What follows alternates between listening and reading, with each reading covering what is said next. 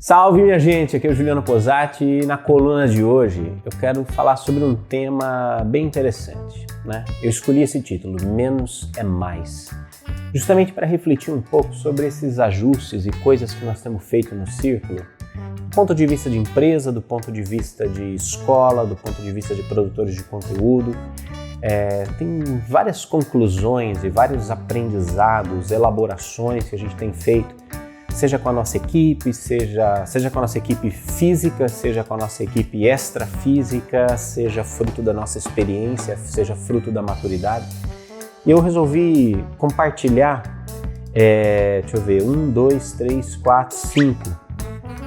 5 pontos que são aprendizados, né, que a gente teve ao longo do tempo e que vão dar um pouco de clareza sobre como é que nós estamos nos posicionando. E eu acho que vai ser muito útil para você, porque como são coisas que nós não lemos em lugar nenhum, não foi livro nenhum, ou não teve um professor, um guru que veio e falou pra gente, foi coisas que a gente foi batendo com a cara na parede e aprendendo, eu acredito que isso possa inspirar você e dar clareza para você em coisas que você está vivendo na sua vida ou coisas que você está experimentando. Então, meu convite é para você para viajar comigo nessas 5 reflexões que eu tenho na coluna de hoje. Vem comigo!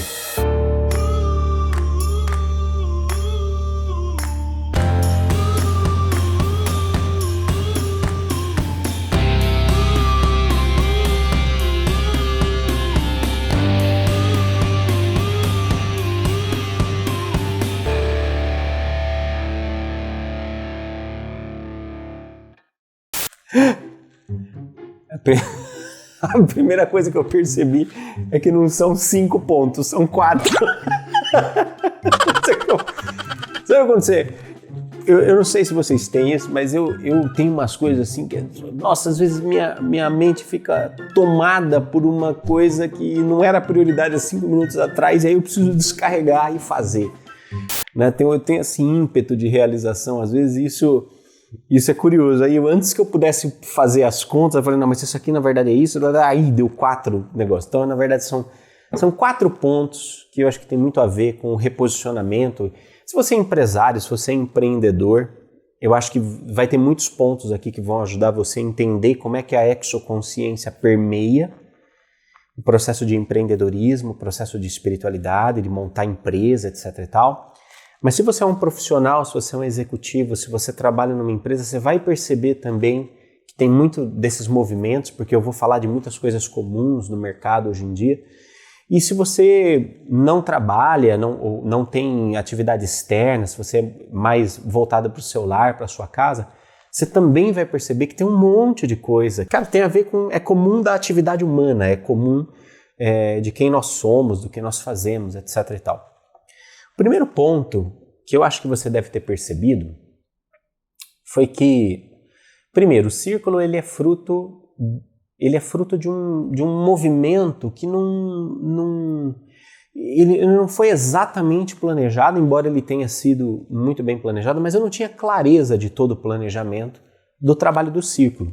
Normal, quando a gente envereda por esse caminho exoconsciente, nem sempre a gente tem clareza de todos os passos que nós vamos dar. A gente tem um cheiro, um faro de uma rota que nós vamos seguir e a gente começa a andar. Mas eu costumo dizer que caminhar com a espiritualidade é muito parecido com andar na neblina, né? Sabe quando você está com um carro e você pega um trecho de estrada que tem neblina, você não consegue ver muito mais do que 5, 10 metros à sua frente. Então você tem que reduzir a velocidade e percorrendo e vencendo metro por metro. E à medida que você avança 5 metros, você tem clareza de mais 5 e mais 5.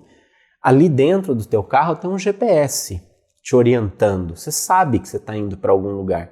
Mas se você... Engraçado, você sabe que você está indo lá para o final. Você tem uma noção do destino final, mas você não tem uma noção do caminho, né? O Círculo ele nasceu depois da produção dos primeiros documentários, Data Limite, No Meio de Nós, The Afterlife Investigations, né? A gente percebia que as pessoas precisavam se aprofundar ainda mais. O documentário, o filme, o livro, ele vem e desperta as pessoas, mas as pessoas precisam de mais, elas precisam de consistência ao longo do tempo, elas precisam caminhar, né, mais. E aí surge o Círculo. O Círculo no começo começou como uma plataforma de conteúdo por assinatura. Então o cara ia, pagava uma mensalidade e aí ele tinha acesso a uma aula semanal, né? A gente chamava de membros, os membros do Círculo. Você vai ver aqui vídeos antigos e tal, vai ter lá, vai estar falando membros, né? Era aquele momento histórico onde a gente entendia que o Círculo precisava começar um movimento, né? Até hoje isso é a nossa visão, né? A nossa visão que a gente tem no horizonte é ser um movimento filosófico livre e espiritualizado. É uma visão, né, macro de gerar esse movimento de espiritualização livre, baseado num viés filosófico, com pensamento crítico, com autonomia de pensamento e tal. Mas é muito curioso, porque num primeiro momento era tudo muito empírico, tudo muito espiritual, tudo muito intuído, né? E aconteceu que a gente começou a ter problemas como qualquer outro grupo, né? Tinham questões como qualquer outro grupo, né? E foi muito curioso, porque aí no final de 2019 eu estava em Portugal. É chique, né? Contar histórias, sabe? Em Portugal, né? Parece aquela coisa excentricamente rico. Na verdade, excentricamente fudido. Estava lá em Portugal, estava na cidade do Porto. Eu saí para caminhar uma manhã e eu precisava realmente colocar a minha cabeça em ordem, né? Tinha muita coisa falando ao mesmo tempo na minha cabeça, saí para caminhar. Depois eu olhei no contador de passos do iPhone, eu caminhei uns 20 quilômetros aquele dia, para você ter uma ideia. Então eu tinha muito pensamento para pôr no lugar. Caminhei e num determinado ponto eu ouvia uma voz, um grupo de vozes na minha cabeça dizendo: pega por aqui que nós queremos te mostrar uma coisa. Peguei por ali e fui, né? Comecei a subir uma ladeira, aí peguei um teleférico que subiu assim uma montanha alta e depois uma rua, paralelepípedo. Você imagina, eu gordinho, né? Eu já estava ofegante. Eu falava, puta que pariu, não podia ser mais perto. Subi e tal. Cheguei num platô, no topo de uma montanha que você via a cidade do Porto todo, o rio, né? E aí tinha lá uma igreja. Só que ela estava fechada, estava em reforma. Eu falei, pô, vocês judiaram do gordinho, trouxeram até aqui, agora com a igreja fechada ainda vai reforma, que sacanagem, né? Mas aí eu observei que o prédio da igreja, a nave principal, né, que se chama, o prédio da igreja, ele era em forma de círculo. Ele era redondo assim, né? Era redondinha a igreja. E daí aquelas vozes estavam conversando comigo e falaram assim, elas disseram assim, nós trouxemos você aqui nesta igreja em forma de círculo para lembrar você que o círculo não pode ter a forma de uma igreja. Nós trouxemos aqui você para ver essa igreja em forma de círculo, para lembrá-lo de que o círculo não pode ter a forma de uma igreja. Aquilo disparou uma revolução na minha cabeça. Eu pensei, puxa, qual é o grande problema do institucionalismo religioso, né? O institucionalismo religioso, ele cria fiéis que são mantidos juntos quase sempre por um dogma, pela imposição de uma verdade, pelo medo do inferno, pela culpa. Então você tem elementos que vão aglutinando essas pessoas e fazendo com que elas desenvolvam uma expressão de espiritualidade que seja limitada ao paradigma culto, clero, dia, templo, né? Eu tenho uma mecânica de culto para falar com o divino. Eu tenho que acessar o divino através de um clero, através de pessoas eleitas. Eu tenho um dia específico que eu tenho que parar e que tenho que fazer isso. E eu tenho um templo, eu tenho um lugar onde eu tenho que ir, etc. e tal, né? Claro que existem muitas coisas boas na religião, não é? Existem muitas coisas boas, nós aprendemos muitas coisas boas com a religião nos trouxe até aqui, mas eu entendo que nós estamos num momento da nossa humanidade que nós precisamos ir além, onde a espiritualidade extrapole os limites do culto, do clero, do dia e do templo, extrapole os limites das paredes das igrejas, não é? E vá para a prática da vida. E eu comecei a perceber que, como negócio, se o Círculo fosse uma plataforma de conteúdo por assinatura, ele tenderia a ter um formato de igreja, né?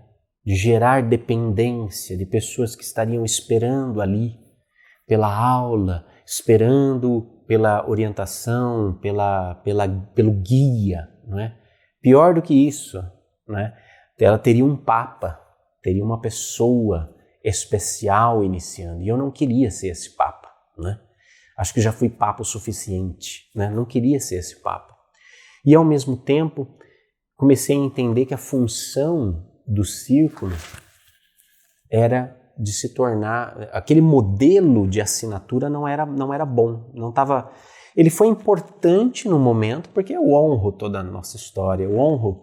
Às vezes a gente passa por experiências na vida simplesmente para desenvolver o contraste da consciência. Você precisa experimentar o salgado para saber o que é o doce. Você precisa experimentar o quente para saber o que é frio, experimentar o frio para saber o que é quente. Do contraste nasce a consciência. E às vezes você experimenta aquilo por um momento e percebe, não, nós precisamos avançar. E essa máxima do progresso é a lei que rege todas as coisas e todos os intuitos de realização, tá? Então não tenha vergonha da sua história, da sua vida, ou não fica tentando disfarçar, sabe? Ai, porque eu era assim, mas na verdade eu mudei agora. Então, aí você quer... As pessoas elas têm hoje uma preocupação por causa da rede social de mostrar que elas sempre foram legalzonas, assim e tal, né? E não faz sentido, né? Eu me lembro sempre do mestre Yoda falando para o Luke Skywalker no episódio 8, que ele fala assim, cara, ensina os teus discípulos a virtude, ensina sobre a força, ensina sobre a intuição, ensina tudo, mas sobretudo ensine sobre os seus fracassos, porque os seus fracassos são os seus maiores professores, né? Eles precisam saber que você falhou, eles precisam aprender com os seus fracassos. Então, não necessariamente fracassos, mas a gente tem que dar clareza da nossa jornada evolutiva. A gente não pode ter vergonha do período que a gente viveu com uma consciência mais limitada, porque a gente precisa mostrar aqui quais foram os caminhos. Senão parece que tudo é mágico, né? Você assiste uma professora Lucilena Galvão, por exemplo, você acha que aquela mulher nasceu sábia daquele jeito. Não, ela nasceu burra, ignorante, banguela e careca. E teve uma jornada para crescer. Teve uma jornada para consolidar o conhecimento. Então é bonito isso, né? Nós entendemos que era isso, que a gente precisava mover o Círculo daquela ideia de conteúdo por assinatura, que lembrava tipo uns Netflix espiritualista, para uma escola filosófica exoconsciente, uma escola, né? A gente precisava mover a cultura das pessoas que se consideravam membros para pessoas que se considerassem alunos, e aí todos nós passamos a ser alunos, né? E aí o mais interessante disso foi que nesse momento em que eu comecei a partilhar essa visão no início de 2020, nós temos um grupo do Laboratório do Círculo, que é um laboratório exoconsciente de efeitos, de comunicações, né? E uma das nossas amigas, a Simone Abate, ela falou assim, sabe, eu tive uma imagem do Círculo como um posto de gasolina de beira de estrada. E aí eu fiquei assim, como é que é? Ela falou, um posto de gasolina, né? Ele recebe pessoas de todos os lugares, ele recebe pessoas que estão indo e pessoas que estão voltando, recebe os viajantes que estão indo trabalhar, aqueles que estão indo tirar férias, aqueles que estão viajando por uma emergência e também aqueles que estão viajando a lazer. Todo mundo para no posto de gasolina, porque todo mundo em algum momento da sua viagem precisa se abastecer. E ela falou assim, só que o objetivo do posto de gasolina não é que as pessoas morem no posto de gasolina. As pessoas passam, são abastecidas e vão. E cada um tem uma jornada. O que elas têm em comum é que naquele momento elas pararam no posto de gasolina para comer ali um pão de semolina na chapa e tomar um café com leite, né? E aí é que a gente se reconhece, não é? Nos cursos do Círculo, aqui no canal do Círculo, nos eventos do Círculo, você percebe que está todo mundo ali precisando de um pãozinho com semolina na chapa e um café com leite, né? Mas o objetivo não é que você more no posto de gasolina. Por mais que os postos de gasolina de beira de estrada, principalmente aqui em estado de São Paulo, são uma delícia. Mas o objetivo não é que você more no posto de gasolina, é que você passe por ele, né? Que você passe por ele. É bem interessante isso, porque daí nós mudamos aquela estrutura da plataforma de conteúdo por assinatura, que não tinha começo, nem meio, nem fim, e organizamos o curso do Círculo, as experiências do Círculo, que tem começo, meio e fim, né? Porque a pessoa vem, se abastece e vai. Porque o conhecimento ele gera movimento e o movimento gera transformação. Mas se o movimento fica contido em si mesmo, a transformação não acontece. Para que a transformação aconteça, o movimento tem que levar a gente para fora. O movimento interior tem que levar a atitude exterior, senão não acontece, né? E daí a gente começou a reorganizar essa questão na escola, né? E aí foi interessante porque durante todo o ano de 2020 a gente trabalhou muito intensamente em termos de lançamentos, de marketing digital e etc e tal. E nossa, nós éramos desafiados o tempo todo a produzir muita coisa, né? E eu me sentia assim, exposto demais, né? E eu olhei e percebi, falei assim, não, isso aqui não está de acordo com a nossa proposta, porque o Círculo ele nasceu da pluralidade de pontos de vista, né? Cada ponto de vista é a vista de um ponto e esse é o poder da perspectiva. Quando nós ampliamos a nossa mente e nós começamos a aprender, a ter ouvidos para ouvir diferentes perspectivas, nós vamos desenvolvendo um conhecimento mais amplo da verdade. Porque eu sou o detentor do meu ponto de vista. Eu falo de onde os meus pés pisam, mas eu não falo de onde os seus pés pisam. Não é? Daí a necessidade e a ideia, desde a marca, quando nós criamos, que era uma reunião de fractais coloridos, multiformes, equidistantes de um centro. Ou seja, trazer pontos de vista sempre foi uma compreensão do Círculo. E aí nós começamos nós precisamos desconstruir a ideia de guru, a ideia de papa, a ideia de líder, a ideia de expert. Precisamos desconstruir essa ideia, né? Porque se eu for mais um guru, se eu for mais um líder, se eu for mais um expert, se eu for mais um papa, isso não tem utilidade. Nós temos um mar de experts, nós temos um mar de guru. Nós precisamos de um espaço horizontal, um espaço que seja que propicie a construção coletiva do saber. E a construção coletiva do saber passa por múltiplos pontos de vista. Eu acredito nisso, né? Eu aprendo com a perspectiva de diversos professores, né? Aprendo. Eu me lembro que nós chegamos a fazer uma campanha, cheguei a fazer 100 lives, sem parar. E daí eu percebi, como é que eu posso estar ajudando as pessoas com 100 lives sem parar? Claro que foi muito útil, foi muito gostoso, foi uma fase importante do nosso trabalho. Mas perceba, eu tenho uma certa síndrome de impostor, porque eu faço live, mas eu não assisto live. Eu faço programa no YouTube, mas eu não assisto programa do YouTube, né? As minhas fontes de conhecimento, onde eu busco conhecimento, é diferente. Mas eu vejo no YouTube um trabalho importante, um trabalho relevante, claro. Mas não é curioso isso, né? E daí eu comecei a perceber que mais importante do que postar muito era postar bem. Mais importante do que publicar muitos vídeos era publicar bons vídeos. Mais importante do que fazer mais era fazer melhor. Porque menos é mais nesse sentido. Quando você descobre que o mais não é tão importante quando você faz melhor. Quando você faz melhor. E eu percebi porque nós produzimos muito e percebíamos que havia uma barreira. E aí investíamos um monte em publicidade e eu comecei a perceber que tem alguma coisa errada. Tem alguma coisa errada, né? O que me fez concluir que a melhor publicidade para uma escola filosófica é a relevância.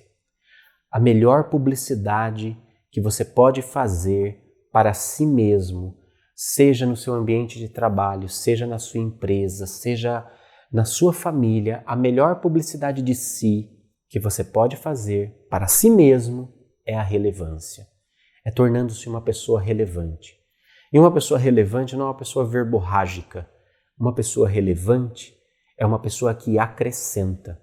É uma pessoa que não faz tanto, mas faz bem. Não faz muito, mas faz melhor. Ela é consistente e coerente com aquilo que ela entrega, não é? Essa é a melhor verba de mídia para qualquer tipo de negócio. Fazer com que a sua atuação seja relevante. E aí nós chegamos, e essa é uma conclusão muito dura, muito estranha, mas é a grande conclusão e que eu tenho falado desde o início de 2020. A grande meta do círculo é chegar no modelo de sociedade onde as pessoas não precisem mais do círculo. Parece estranho falar isso, né? Puxa, mas você quer ser uma escola filosófica, vocês querem ser relevantes para as pessoas, vocês querem colaborar para que as pessoas realizem o seu potencial de boi no fluxo e de repente você entende que a grande meta final é chegar numa sociedade onde não precisa do círculo, porque o nome disso é autonomia. O nome disso é autonomia. Então vai chegar um momento que você que acessa o nosso conteúdo, que acessa o que nós produzimos, você vai perceber que você não vai mais conseguir acompanhar. E você vai começar a perceber que você vai construir os seus próprios caminhos para pensar, para realizar, para sentir, para co-criar. Quando você começar a chegar nesse ponto, eu tenho duas falas para você. A primeira é vai com Deus. E a segunda é você chegou lá. Você chegou lá no ponto da autonomia, né? Daí a gente escolhe estar junto não porque a gente precisa, não porque a gente depende, mas porque a gente quer trocar, né? E aí não vai ser mais uma audiência passiva, não vai ser mais uma coisa que simplesmente alimenta e mantém nutrido como um posto de gasolina, né? Você vai perceber que aí você vai ter uma placa de energia solar no teto do seu carro. E que você vai ter uma conexão cada vez mais direta com a fonte de energia do sistema e você vai rodar o quanto você quiser, né? Essa é minha grande meta no final. Eu não sei se o círculo vai alcançar esse tipo de sociedade nessa encarnação ainda minha, embora essa encarnação minha vá durar até 112 anos, né? Eu vou trabalhar até os 100 anos e aí pretendo morrer com 112, né? Vou tirar uns 12 anos de férias no final da vida. Mas eu não sei se nós vamos alcançar isso ainda nessa geração. Talvez ainda precisem de algumas gerações. Mas a nossa meta final é essa. A meta final de toda escola filosófica, a meta final de toda escola de pensamento, a meta final de toda pessoa que tem colaborado para o desenvolvimento, para a transição planetária, é fazer com que a autonomia, fazer com que hajam livres pensadores espiritualizados, que escolham estar juntos para pensar juntos, mas onde já não haja mais dependência, onde cada um consiga criar o seu próprio caminho de acesso ao conhecimento e vai encontrar na partilha com os outros o prazer da convivência, da comunhão e da comunidade, mas não mais uma estrutura vertical, não mais uma estrutura onde eu recebo, não mais uma estrutura onde eu sou passivo, mas uma estrutura onde eu sou passivo e ativo ao mesmo tempo, onde eu posso dar e posso receber e existe um equilíbrio das trocas, né? Não sei, pode ser uma grande utopia minha, mas eu senti um forte desejo de compartilhar esse reposicionamento que nós estamos tendo, né? E eu dou vazão a isso porque somos uma escola filosófica exoconsciente. Nós entendemos e praticamos essa habilidade natural que todo ser humano tem de entrar em sintonia, conexão, comunicação e cocriação com seres e humanidades multidimensionais. Então faz sentido para mim, quando esses impulsos surgem, eu sei que no que penso e no que faço, eu sou sempre a soma de muitas mentes e de muitas consciências que estão envolvidas nesse projeto que eu amo, que é o projeto do Círculo. Essa é a minha partilha com você hoje, espero que tenha acendido alguns insights, e se você achar que tem algum insight aí que acendeu, que foi muito proveitoso, compartilha aqui embaixo com a gente. É sempre muito bom poder trocar com você. Ciao, sempre avanti che questa è una cosa più importante.